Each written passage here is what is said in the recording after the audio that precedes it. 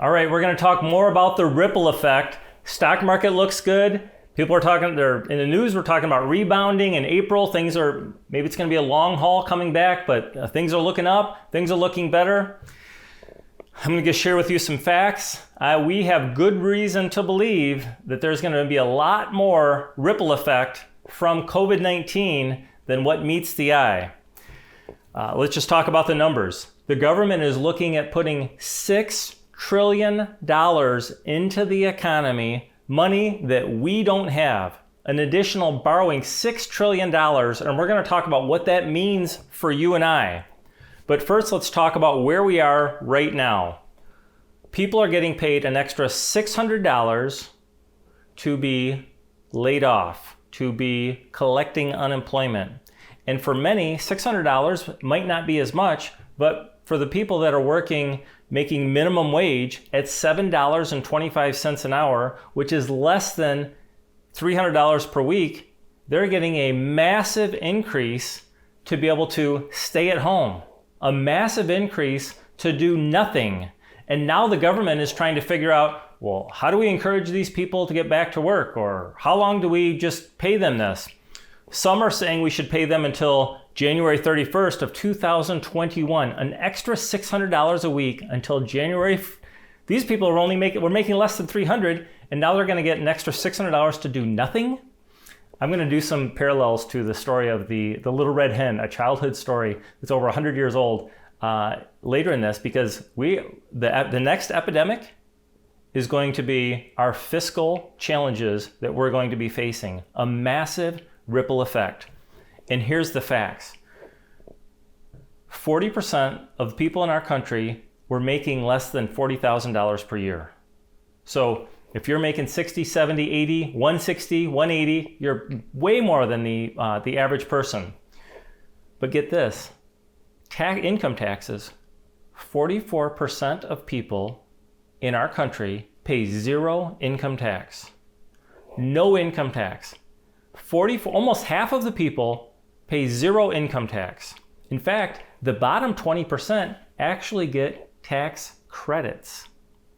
Not only do they likely get entitlements, but they're also getting tax credits. They're actually getting money back from the IRS each year if you're in the lowest 20%. And guess what? If you're in the top 20%, which is not a very high standard of living, in fact, if you're watching this, you're probably in the top 20%.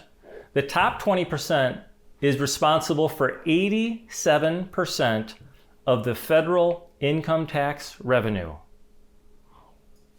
That's massive. Almost all of the tax revenue is generated by a very small group, the top 20%. When I was in the corporate world, people would always talk about, the 20% of the people do 80% of the work. Well, that's literal with income taxes. 20% of the people are paying 87% of all of the income taxes.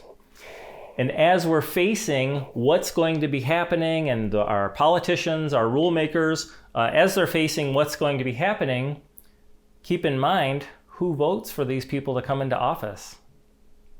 It's not just 20% of people that get to vote. Everyone gets to vote. Everyone. And if we break down the expenses of what COVID-19 is adding, the $6 trillion, and those are only the numbers that we're intending on spending. That's not future ripple effect. $6 trillion divided into the 20% that pay 87% of the income taxes. Get this, it's $2.4 million per household. If you're in the upper 20%, which I think for a family, it's only $100,000 of income, your national debt for your family household, your fair share is $2.4 million of additional national debt.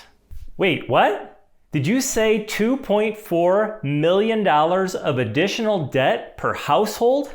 That doesn't make any sense. 2.4 million? Well, I had a CPA friend of mine just call me just a few minutes ago and say, wait, I think your math, I think you better check. I think you might be off by a decimal point. Well, and I was. It's actually $240,000 per household for the upper 20%. So get this. You get, we got $4,400 in the mail from the IRS because we've got 4 kids, so it's $4,400. And you think, wow, that's really nice. The government's sending out money. But $6 trillion divided by the 20% is $240,000 per household. Can I send my $4,400 back and not participate? This is ridiculous. And then we're going to go to the election to vote in December or in November. And for the 44% of people that pay zero taxes, or maybe the lower 20% that actually get tax credit, what do you think they're going to vote for? They're not going to pay. It reminds me of the story, The Little Red Hen, where the dog and the cat and the mouse would always say, "Not me. Not me. I'm not gonna plant the seed. I'm not gonna do this." I'm gonna put the notes in the bottom of this video of the Little Red Hen, the story. But what happened is the Little Red Hen, she found some seed. She said to the cat, to the dog, to the mouse, "Will you go help me plant the seed?" And the dog was laying on the couch, "Not me." Cat was laying down, "Not me." Mouse was laying down, "Not me." And so the Little Red Hen said, "Well, then I will do it myself." And then came time to weed. "Can you help me weed?" Dog, "Not me." Cat, "Not me." Mouse, "Not me." Well, all the way, so the Little Red Hen said, "I will do it myself." So all the way fast forward to the end, the Little Red Hen took the wheat to the mill, ground it, made it into flour, made a loaf of bread, had it in the oven, and all of a sudden, the dog, the cat, and the mouse could smell the aroma of the bread. They could smell the money, and they said, "Well, I want some of that. I want some of that bread. I want some. I want some." And here we are in our country today. I want some. Well, if you're sending a check, I want some. I want a check. And the Little Red Hen said, "No, you cannot have it. I did it, and I will do it. I will eat it myself." And the moral of the story of the Little Red Hen was, and from then on, the dog and the cat and the mouse worked together with the Little Red Hen in everything that she did so that they could all do it together. They stopped saying, "Not me, not me." But here we are in this fantastic country of ours where we want to have our freedom. We want to have our independence. We want to have our free will. We want to be able to vote. Of course we do. All of those things. But yet, literally 80% of people, the cat, the dog, and the mouse, don't have to do anything and they still get the bread. They still get it. So how is it going to change? If this is making you feel a little bit sick to your stomach, you can go down below and you'll see the US debt clock as it's spinning. Even as you've watched this video, it's probably spun hundreds of thousands of dollars, our debt going up and up and up and up. And now is the time, more than ever. This is the message. I hate being the bearer of bad news, but the reality of it is you can do something about it.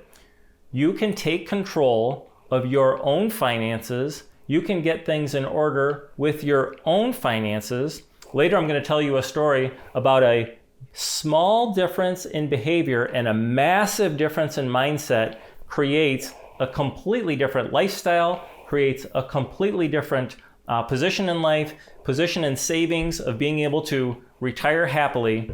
But the reality of it is, now is the time, more than ever, to get your house in order, to be sure that you are taking advantage of ways to be saving money on income taxes, to be sure that you are creating an income plan for the future that is sustainable.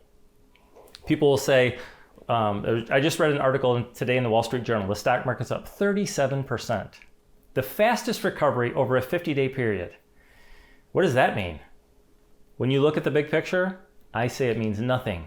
The ripple effect is going to have cataclysmic effects on our future. Cities, another article was 2 days ago, cities, because of large sporting events not being able to come to town, they're missing payments on municipal bonds that they've issued. And they can't print money like the national government. They have to have a budget, like California is hurting. They have to have a budget that actually makes sense. This ripple effect, I'm telling you, is going to get bigger and bigger and bigger and bigger. Talk about people that are collecting unemployment. One side of the government is looking at giving them a $450 a week incentive to go back to work, to make $300 a week. Well, huh? Like you're going to give them an extra $450 to go back and make $300? Many people I know, regardless of how much they earn, have a tendency to spend close to what they earned, some people even more. So if you're adding that much to someone's income, I say you, I'm talking about our government, what's going to happen when it ends? Brace yourself. Get ready. Get your house in order. Get prepared. If you have questions, we certainly have answers. Now is not the time to just kind of be laissez-faire and think someone else is going to take care of it. Now is the time for us to come together, to pull together, to have a plan. Until we meet again.